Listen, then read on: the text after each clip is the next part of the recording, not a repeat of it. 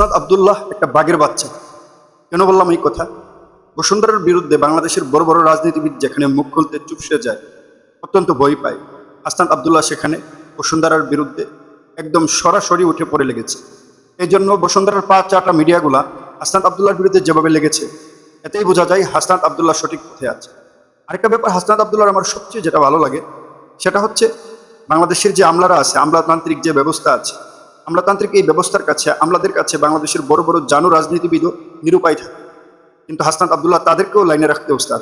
আমি প্রায় সময় দেখি, অনেক মিটিংয়ে দেখি হাসনাত আব্দুল্লাহ ইনু মহোদয়ের সামনে, তারপর অনেক আমলাদের সামনে যেভাবে কথা বলতেছেন, সে তো এইভাবে কথা বলবেই, কারণ সে একজন শিক্ষিত মানুষ, এডুকেটেড মানুষ, এই সমাজের সকল সমস্যা সে বুঝে, মানুষ কি চাই সেটাও বুঝে।